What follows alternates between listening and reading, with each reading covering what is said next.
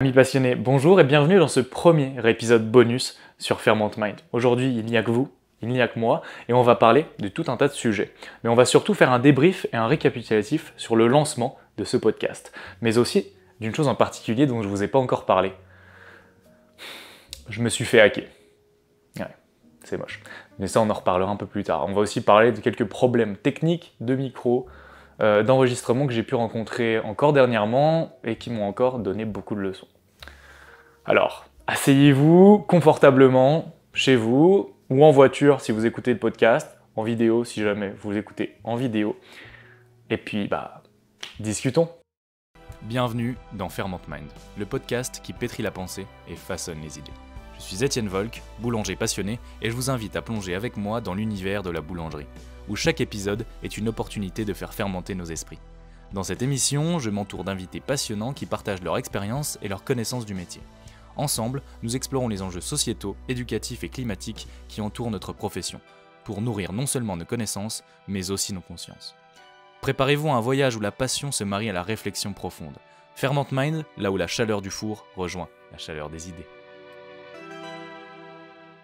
Donc, pour commencer, je voudrais faire un petit débrief. Ça fait bientôt 2 mois, même peut-être déjà 2 mois, que j'ai lancé Ferment Mind et je suis vraiment ravi. Déjà, je vous remercie énormément de me suivre, de jouer le jeu, de partager, de mettre des likes, de mettre des commentaires, même si vous êtes encore un petit peu timide, n'hésitez d'ailleurs surtout pas, mais on va en revenir plus tard.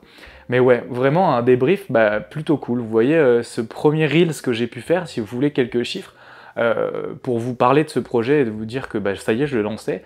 J'ai eu 3000 vues dessus déjà. Moi, à mon échelle, c'est plutôt bien. Ça peut paraître des chiffres très bas, mais pour moi, pour un jeune qui commence et qui n'est pas du tout habitué à ce milieu, vraiment, c'est des chiffres qui, moi, me font plaisir. On a déjà cumulé 210 vues sur YouTube, sur mes vidéos, donc c'est vraiment pas mal. Et puis on a aussi environ bientôt 200 écoutes sur Ocha, donc c'est-à-dire à 99% sur Spotify. Et puis voilà, on a en tout déjà plus de 7000 vues dans les Reels. Alors c'est vrai que c'est un peu les mêmes personnes peut-être, mais quand même, on est déjà à 7000 vues, plus de 7000 vues sur les Reels Instagram. Et ça, je vous remercie vraiment. Une communauté sur Instagram qui se fait petit à petit, on doit être à 118 ou peut-être presque 120 followers sur Instagram. Moi, c'est vraiment quelque chose que je trouve cool. Vraiment, je suis content de ce départ. Et des retours que vous me donnez déjà sur les premiers épisodes. J'ai eu pas mal de retours qui sont vraiment intéressants, chaleureux aussi, que ce soit des amis, des gens que je connais depuis un peu de temps, qui on n'avait pas parlé depuis longtemps, enfin vraiment. Puis des inconnus aussi, ça c'est intéressant. Et j'espère pouvoir continuer à développer un petit peu de visibilité pour l'audience et puis faire découvrir mon podcast qui est le vôtre aussi en fait, à tous, pour pouvoir nous enrichir, que ce soit sur YouTube, que ce soit pour parler un peu de boulangerie, de pâtisserie, d'agriculture et de tous les sujets qui vont à côté. Et vraiment, je suis content de ce start qui s'est fait vraiment moi à côté de mon travail, hein, donc c'est sur mon temps libre. C'est beaucoup de travail, mais je suis vraiment content de tout ça. Ça me fait plaisir de voir encore que vous jouez le jeu. Et ça, je vous remercie par avance, vraiment. Non, mais je pense qu'il était temps quand même. Je sais pas combien de temps va durer cet épisode de ce podcast, parce que je le fais vraiment un peu comme ça de tête, et puis j'ai quasiment pas de notes, et puis pour l'instant j'ai pas encore beaucoup de choses à vous dire parce que j'ai pas mis en place certaines choses dont je vous parlerai plus tard, mais ouais, il y a une anecdote que je vous ai pas racontée. La veille du lancement de mon projet en fait, la veille de mon annonce, que ce soit pour vous, pour ma famille, tout ça, je me suis fait hacker et pirater la veille du lancement de Ferment Mind. Mais qui y croit? Vraiment. J'avais besoin de ça. C'est-à-dire que déjà je travaillais beaucoup, je suis un peu stressé par la sortie de ce podcast, je fais des stories, comme vous savez, je suis pas encore habitué à me mettre devant la caméra, à parler avec vous, mais quand même je le fais, et la veille de sortir le podcast, j'ai mon meilleur ami qui m'envoie un message en me disant c'est normal que t'aies partagé en story, donc sur mon compte qui n'avait encore 0 follower à part lui, 0 suivi, rien. C'est normal que t'aies partagé dans ta story un Ethereum, une crypto-monnaie avec un lien très, très douteux, vous vous en doutez, pour aller en acheter. J'étais en mode, quoi? Comment ça? Et là, je regarde, et je vois effectivement qu'il y a ça qui a été partagé dans ma story, et je me dis, mais non, c'est pas possible. Et en fait, je me rends compte très vite que je me fais hacker toutes mes boîtes mail personnelles, et donc publiques, entre guillemets, avec le podcast. Et là, non mais sérieusement, quoi. Sérieusement, c'est une blague. Et donc, au moment où je découvre ça, je vais sur mon ordinateur, et là, je vois des notifications sur Discord d'amis qui me disent gars, tu t'es fait pirater. Je commence ça. Et là, je vois que dans toutes mes conversations Discord, mes amis, mes groupes, et puis sur les serveurs sur lesquels j'étais, j'avais posté un message disant si vous voulez, en anglais bien évidemment, si vous voulez une clé Steam, allez sur ce lien pour avoir $50 Steam, quoi. Et là, je fais oh non. Donc, il a aussi mon Discord, et je vais sur Steam, impossible de me connecter. Parce qu'il a aussi mon compte Steam. Fait que la veille, vraiment la veille de lancer le petit projet, j'ai dû en urgence changer tous mes mots de passe de tous mes comptes. Enfin, je les connais même plus. Donc si jamais hacker tu me regardes, piratage et tout, Mister Robot, je ne connais même pas mes mots de passe. Donc comme ça au moins c'est réglé. Personne ne peut me hacker, enfin si on peut toujours hacker, mais voilà. Je trouvais cette anecdote très drôle de dire que la veille du lancement, je me fais hacker. Mais il faut pas s'arrêter. Vous voyez, je me dis, en essayant d'y réfléchir, je me dis, vous voyez, il faut pas s'arrêter à ça. Des fois, on a des difficultés vraiment qui sont pas prévues, des petits bâtons dans les roues qui sont pas bien méchants. En soi, ça va très vite de changer tout ça, de tout récupérer, et on continue. C'est pas un gros hacking que j'ai eu, c'est pas un gros piratage, mais quand même. Pour autant, je me laisse pas abattre et vous voyez, il faut en fait, je pense, aller contre ça. Ouais, c'est une petite difficulté de plus, mais c'est pas grave, j'ai changé les mots de passe, c'est fait, et puis aujourd'hui on en est là, et moi je suis vraiment content de tout ça. Et ça m'a fait revenir sur une autre anecdote, vous savez, j'ai des épisodes en avance de tournée, et pendant cette avance-là, il faut que je me permette de tourner d'autres pour garder une petite avance, pour pouvoir continuer de vous proposer des épisodes chaque semaine. Mine de rien, c'est quand même un peu de travail, et j'ai tourné un épisode récemment. Et Sony, ma caméra Sony ZV-E10, si jamais vous savez pas, putain, vraiment, j'ai eu un autre problème, encore une fois. C'est-à-dire que le même problème que j'avais eu lors du tournage de l'épisode avec Chrono est revenu alors que j'avais fait des tests de mon côté pour voir que ça ne revienne plus. Et en fait, c'est revenu. Qui est la surchauffe de ma caméra, qui fait qu'en fait, cette caméra se coupe au bout de 10 minutes d'enregistrement parce qu'elle a décidé qu'elle était en surchauffe et que par sécurité, elle va s'éteindre. Vous vous doutez que c'est très gênant quand vous faites des émissions qui durent plus d'1h10, quasiment 1h30, c'est plutôt problématique, on se l'accorde. Et donc j'essayais de trouver, et impossibilité pour moi de trouver des réponses sur des forums, sur internet. Et puis j'avais fait des tests, ça allait bien, donc je vais faire mon tournage donc de cet épisode 4, et là, rebelote.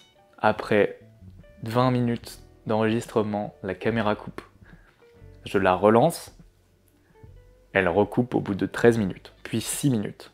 Donc là, je me dis, il y a un vrai problème, je vais pas pouvoir continuer comme ça, c'est embêtant pour moi, pour l'invité, et puis pour vous après, parce qu'il faut faire du montage. Et donc je cherche dans ma tête un petit peu, ok, si elle surchauffe, c'est qu'elle est... je lui en demande trop. Que ce soit la caméra qui soit en 4K, que ce soit les micros qui soient branchés directement à la caméra, qui reçoivent en données la donnée de 2 micros, plus la 4K. Et en plus, j'avais un mode qui était le mode automatique de ma caméra qui réglait automatiquement tout ça. Et donc, je me dis, je vais me passer en 1080p, ce sera moins beau, mais ça va arrêter de couper. Et en faisant ça, j'ai dû, sans faire exprès, mais de quelques millimètres, en fait, débrancher la prise jack des micros. Et donc moi, je relance le podcast, et tout se passe bien. Tout est nickel. C'est-à-dire qu'on n'a pas de problème. On peut finir l'émission, on peut tourner le petit bonus, et je suis content. Je me dis, on aura une moins bonne vidéo, ok. Mais j'ai réglé le problème et je suis content. Vous vous doutez que c'est pas du tout comme ça que ça s'est passé. Je rentre chez moi, je vais pour commencer à pas faire d'editing, mais juste voir un peu les retours de la vidéo.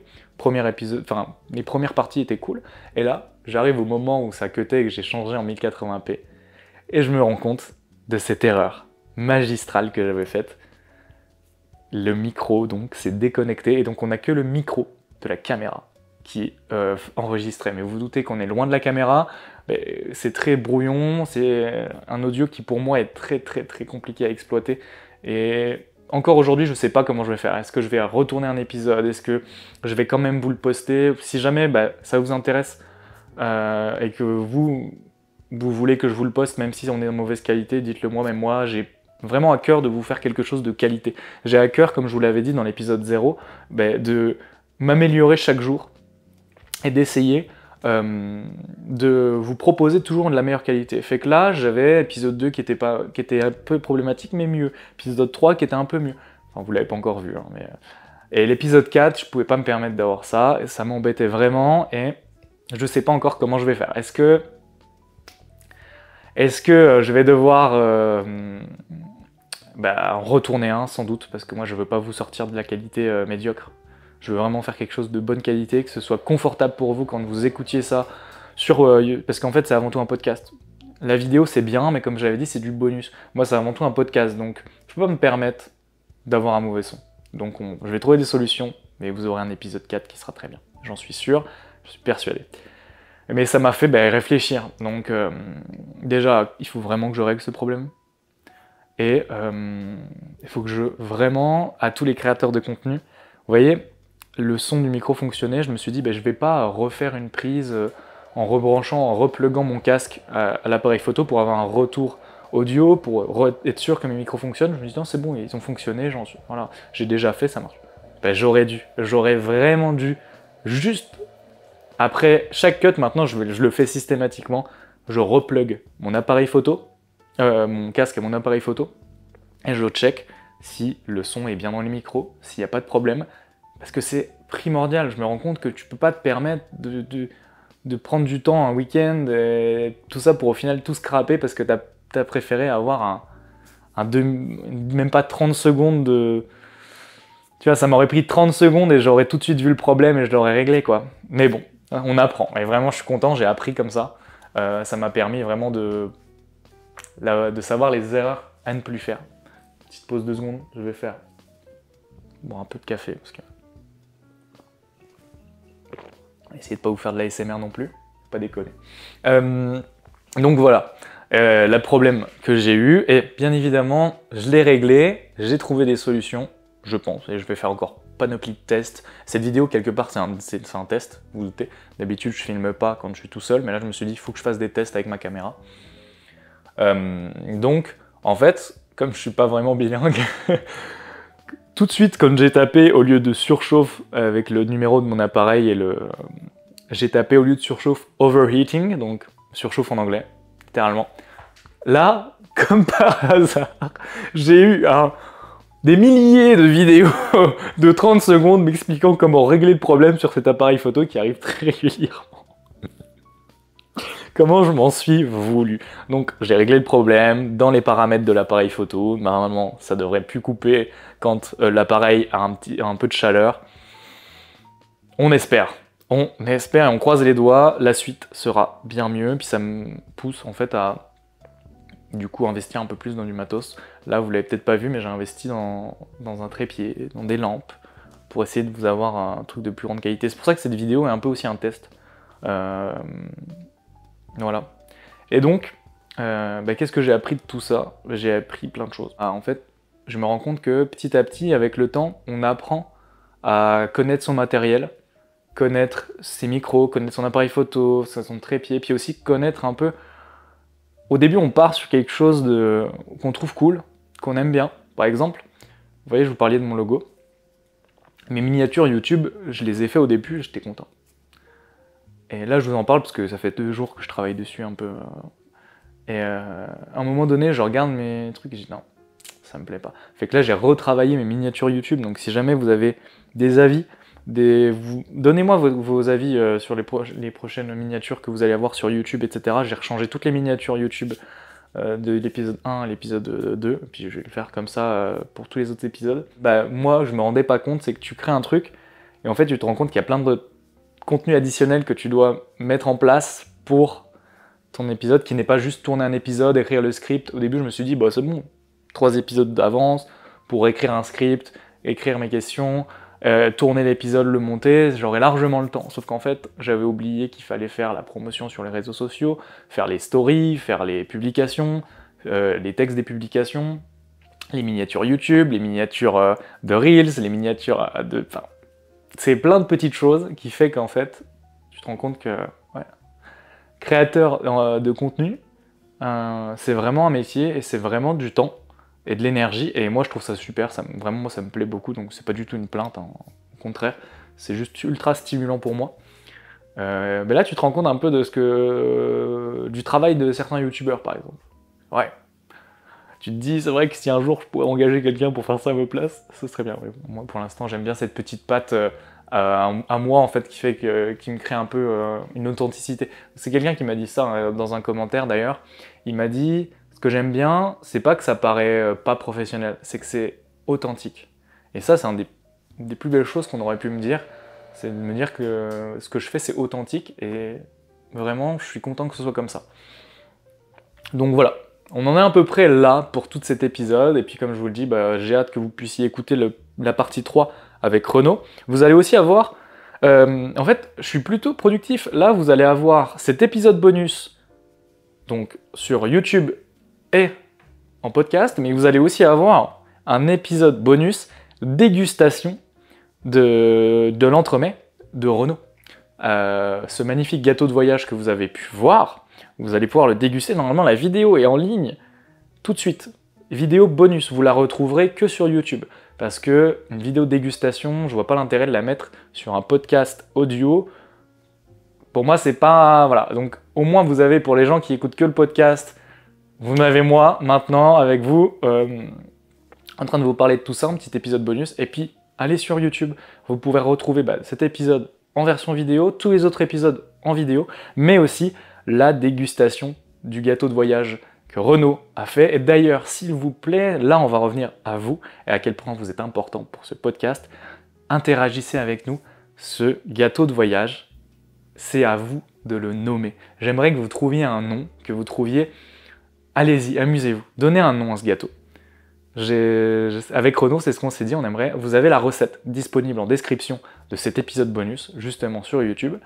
Alors, donnez-nous en commentaire votre avis, bien évidemment, sur ce podcast, sur les autres, mais donnez-nous un nom, si jamais, voilà. Si vous avez des idées, allez-y, partagez avec nous, on va kiffer, on attendrait ça justement avec Renaud. Donc voilà, donc pour en revenir à ça, moi, plus vous allez partager, plus vous allez commenter, et plus je vais grandir vraiment. Donc n'hésitez pas, je sais que c'est pas quelque chose d'évident de toujours mettre des commentaires, mais ça prend pas beaucoup de temps. Et personne ne vous jugera vraiment, surtout sur une communauté comme la mienne où on est tout petit encore. Et moi, ça me fait vraiment évoluer, ça me permet vraiment de me remettre en question chaque jour et de pouvoir vous partager quelque chose d'encore mieux. Donc, n'hésitez pas à commenter, que ce soit sur les publications, sur Instagram, sur YouTube, dans les commentaires. Vraiment, donnez-moi votre avis, c'est super important et ça me plaît. Et je suis vraiment content de pouvoir vous répondre à chaque fois ou de vous lire. Et faites ça, je serai vraiment content. Abonnez-vous si jamais le contenu vous plaît. N'hésitez pas à mettre 5 étoiles sur Spotify, à noter aussi sur Apple Podcast, même si c'est vrai que je partage pas souvent parce que c'est pas, j'y vais pas souvent, mais podcast sur Deezer, sur toi, n'hésitez pas à noter. YouTube, n'hésitez pas à mettre un like, un commentaire, à vous abonner, bien évidemment, mais aussi à mettre la petite cloche si jamais vous voulez avoir vraiment un retour pour savoir si les épisodes sont sortis. Mais le mieux pour vous, c'est vraiment de me suivre sur Instagram et sur Facebook. Pas beaucoup qui le savent, mais il y a une page Facebook dédiée à Ferment Mind. Et sur Instagram, vraiment, j'essaye de vous publier, d'être interactif avec vous, de vous poser des questions et de partager à chaque fois qu'il y a un nouvel épisode qui sort, une nouvelle story, une nouveau Reels, pardon. Et d'ailleurs, on va en revenir à j'ai besoin de vous pour les futurs épisodes bonus. Parce que ces épisodes, c'est aussi pour pouvoir parler avec vous d'un thème en particulier. Fait que dans quelques semaines ou dans les prochains épisodes bonus, je risque de vous mettre des sondages sur Instagram ou sur Facebook, ou je ne sais pas encore où exactement. N'hésitez pas d'ailleurs, même dans ces commentaires de cette vidéo-là, je veux votre avis sur certains épisodes. Qu'est-ce qui vous a plu? Quel thème vous aimeriez que j'aborde un peu plus en profondeur? Vraiment faire un peu une FAQ quand j'ai besoin de vous pour pouvoir justement créer un nouvel épisode bonus pour revenir plus en détail sur peut-être quelque chose qui n'a pas été très clair pour vous, ou justement sur quelque chose dont vous voulez plus de détails, vous voulez que j'aille plus en profondeur, que je vous donne mon avis sur un sujet, sur un thème, etc.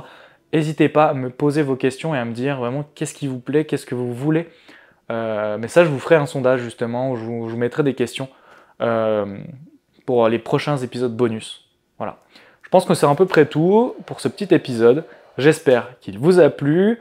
C'était Étienne Volk sur Ferment Mind et à très bientôt pour l'épisode 2, partie 3 avec Renaud Andreu. À bientôt. C'est déjà la fin de cet épisode de Ferment Mind. Un grand merci également à vous, chers auditeurs, pour votre écoute attentive. Si cet épisode vous a plu, n'hésitez pas à le partager avec vos amis, votre famille et vos collègues. Votre avis compte énormément pour nous. Alors prenez un moment pour nous laisser un commentaire ou une note sur votre plateforme préférée comme Spotify, Apple Podcasts, Deezer ou YouTube. Un j'aime ou 5 étoiles, bien évidemment. N'oubliez pas, vos retours sont précieux. Partagez vos avis, vos réflexions et vos idées en commentaire. J'ai hâte de connaître votre point de vue sur les sujets que nous avons abordés au cours de cette émission. Restez connectés, car de nombreux autres épisodes passionnants sont à venir, avec toujours plus d'invités inspirants et de sujets captivants. Merci encore pour votre fidélité à Ferment Mind, le podcast qui pétrit les idées et nourrit les esprits. À très bientôt.